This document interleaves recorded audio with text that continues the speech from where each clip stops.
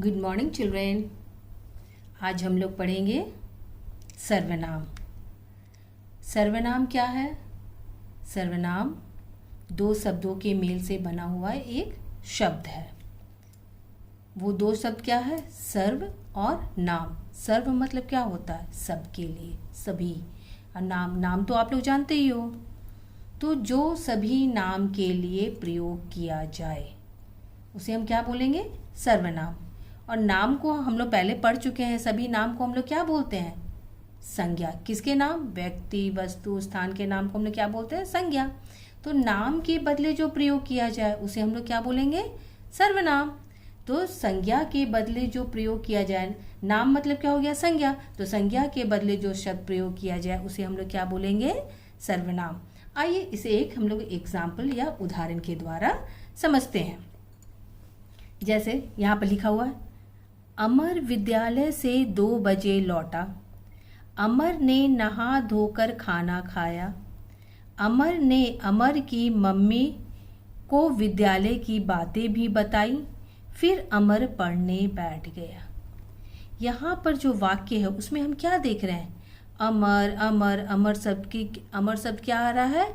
बार बार आ रहा है। जो पढ़ने में क्या लग रहा है? कुछ अटपटा लग रहा है, क्योंकि इसमें अमर शब्द का प्रयोग क्या हो रहा है? बार बार हो रहा है। अमर क्या है? अमर संज्ञा शब्द है, नाम है ना, इसलिए क्या है? ये संज्ञा शब्द है। तो कहने का अर्थ है कि इस वाक्य में संज्ञा शब्द क्या हो रहा है? बार बार बार बार आ रहा है। इससे ना ये क्या होता है? सेंटेंस या वाक्य कुछ अटपटा लग रहा है। इसको हम इस तरह भी तो लिख सकते हैं। आइए अब इसे पढ़ते हैं। अमर विद्यालय से 2 बजे लौटा। उसने नहा धोकर खाना खाया। उसने अपनी मम्मी को विद्यालय की बातें भी बताई। फिर वह पढ़ने बैठ गया।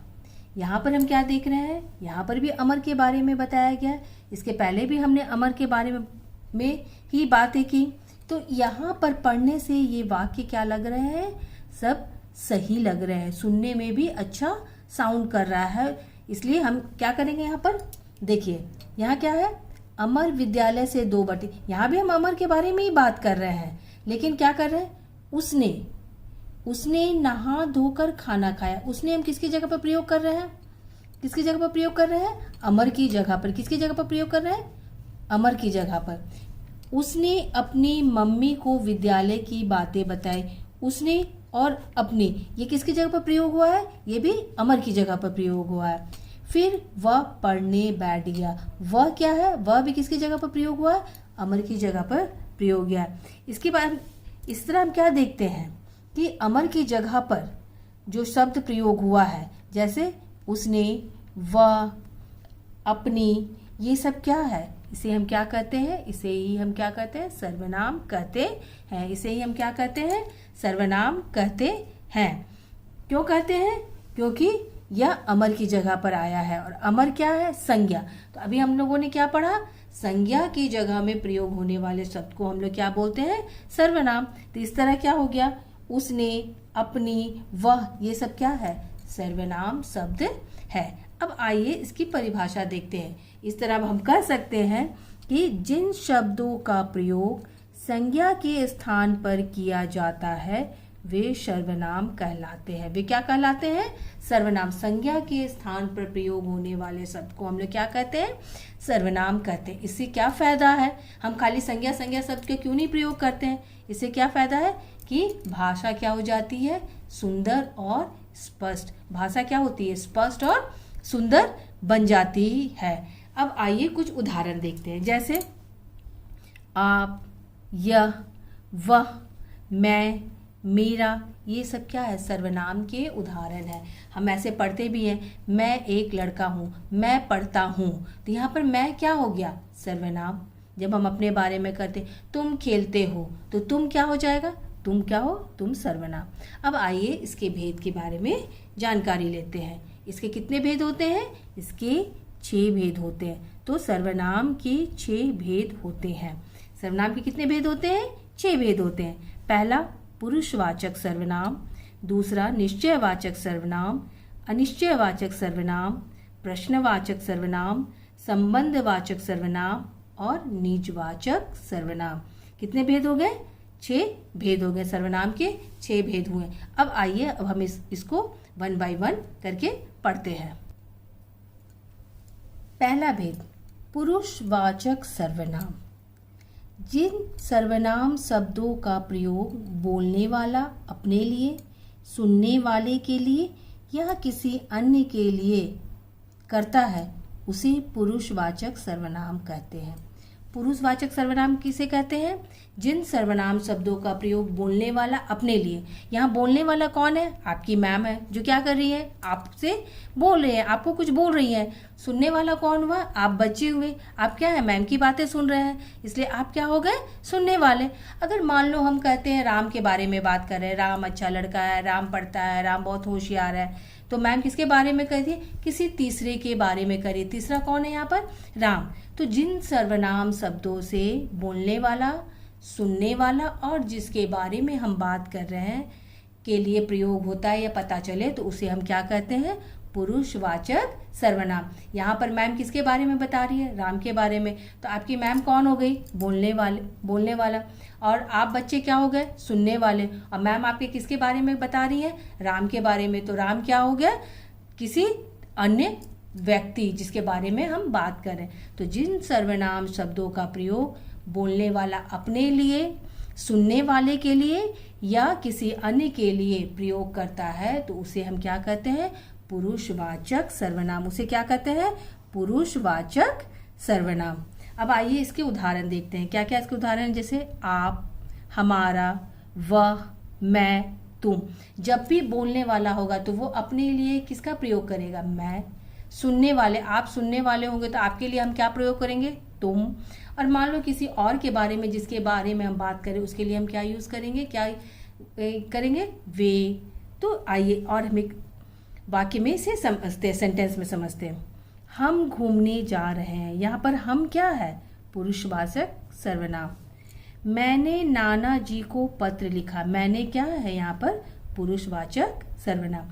इस तरह पुरुषवाचक सर्वनाम क्या हो गया? बताओ। जिन सर्वनाम शब्दों का प्रयोग बोलने वाला अपने लिए, सुनने वाले के लिए या किसी अन्य के लिए करता है, तो उसे हम क्या बोलते हैं? पुरुषवाचक सर्वनाम। अब आइए इसके दूसरे भेद को जानते हैं। क्या है? निश्चयवाचक सर्वनाम। क्या है? दूसरा भेद क्या है? निश्चयवाचक। निश्चय मतलब क्या? नाम से ही पता लगता है, निश्चित। तो निश्चित सर्वनाम का जिससे बोध हो उसे हम क्या बोलेंगे? निश्चयवाचक सर्वनाम। आइए पढ़ते हैं। जिन सर्वनाम शब्दों का प्रयोग किसी निश्चित व्यक्ति या वस्तु की ओर संकेत करने के लिए किया जाता है, वे निश्चयवाचक सर्वनाम कहते हैं। पुरुषवाचक सर्वनाम में क्या था? बोलने वाला, सुनने वाला और जिसके बारे में हम बात कर रहे हैं उसका पता चलता है। निश्चयवाचक सर्वनाम में क्या है? जिन सर्वनाम शब्दों का प्रयोग किसी निश्चित व्यक्ति या वस्तु की ओर संकेत करने के लिए किया जाए, उसे हम क्या बोलते हैं? निश्चयवाचक सर्वनाम। जैसे यह मेरी माला है। यह मेरी माला मतलब माला को क्या कर रहा है? निश्चित कर रहा है, बता रहा है ये किसकी माला है? यह मेरी माला है। वह मोहन की कार है। वह कार किसकी है? मोहन की। तो यहाँ पर क्या है? यह, वह, ये क्या है? निश्चयवाचक सर्वनाम। वो क्या है? निश्चयवाचक सर्वनाम। अब आइए आगे पढ़ते हैं अनिश्चयवाचक सर्वनाम। जिन सर्वनाम शब्दों से किसी निश्चित व्यक्ति या वस्तु का बोध नहीं होता है, वे अनिश्चयवाचक सर्वनाम कहलाते हैं। जैसे मेज पर कुछ रखा है, दादाजी के थैले में कुछ खाने की वस्तु है। मतलब जिस सर्वनाम शब्द से यह पता चल किसी निश्चित वस्तु या व्यक्ति का बोध नहीं हो, उसे हम क्या बोलते हैं? अनिश्चयवाचक सर्वनाम। जैसे मेज पर कुछ रखा है, कुछ क्या है? अनिश्चयवाचक सर्वनाम। फिर यहाँ पर दादाजी के थैले में कुछ खाने की वस्तु, कुछ क्या है? अनिश्चयवाचक सर्वनाम। उसी तरह देखिए, किसी ने पेन तोड़ दिया, किसी क्या है? अनिश्चयवाचक सर्वनाम। उस दीवार के पीछे कोई खड़ा है, कोई क्या है? अनिश्चयवाचक सर्वनाम। अब आइए पढ़ते हैं प्रश्नवाचक सर्वनाम। जिन सर्वनाम शब्दों का प्रयोग प्रश्न पूछने के लिए किया जाता है, उसे प्रश्नवाचक सर्वनाम कहते हैं। जिन सर्वनाम शब्दों का प्रयोग किसके लिए किया जाता है? प्रश्न पूछने के लिए। तो वैसे सर्वनाम को हम लोग क्या बोलते हैं? प्रश्नवाचक सर्वनाम। जैसे घर पर कौन है, कौन क्या है? प्रश्नवाचक सर्वनाम। तुम कहाँ रहते हो, कहाँ क्या है? प्रश्नवाचक सर्वनाम। उसी तरह है यह पुस्तक कहाँ मिलेगी, कहाँ क्या है? प्रश्नवाचक सर्वनाम। इस प्रश्न का उत्तर कौन देगा, कौन क्या है? प्रश्नवाचक सर्वनाम। हाँ, अब आइए देखते हैं संबंधवाचक सर्वनाम। जो सर्वनाम शब्द वाक्य में आने वाले दूसरे सर्वनाम शब्दों से जुड़े होते हैं वे संबंधवाचक सर्वनाम कहलाते हैं। संबंधवाचक सर्वनाम क्या होते हैं? जो सर्वनाम वाक्य में दूसरे सर्वनाम शब्दों से क्या होते हैं? जुड़े होते हैं। जैसे जो सोएगा वो खोएगा, जैसा बोओगे वैसा पाओगे। इसमें क्या है? जैसा और वैसा। उसी तरह है जो गीत गा रही है वह मेरी बहन है। जो और वह क्या है?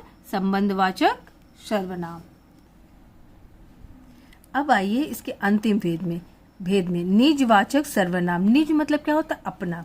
जो सर्वनाम शब्द अपने आप के लिए प्रयोग किए जाते हैं वे निजवाचक सर्वनाम कहलाते हैं। जैसे मुझे स्वयं पढ़ना है, चाहे मुझे स्वयं पढ़ना पसंद है। यहाँ पर स्वयं क्या होता है? क्या है? निजवाचक सर्वनाम। आप अपना काम अपने आप करो, अपने आप क्या है? निजवाचक सर्वनाम। जो सर्वनाम अपने लिए प्रयुक्त होता है वैसे सर्वनाम को हम लोग क्या बोलते हैं? निजवाचक सर्वनाम। जैसे मैं स्वयं खाना पकाऊंगी, स्वयं यहाँ पर क्या है? अपने लिए प्रयुक्त हुआ, तो ये क्या हो जाएगा? निजवाचक सर्वनाम। उसी तरह हम खुद सवाल हल करेंगे, खुद क्या है? ये भी अपने लिए प्रयोग हो रहा है, तो ऐसे सर्वनाम को हम लोग क्या करते हैं? निजवाचक सर्वनाम। उम्मीद करते हैं सर्वनाम समझ में आ गया होगा।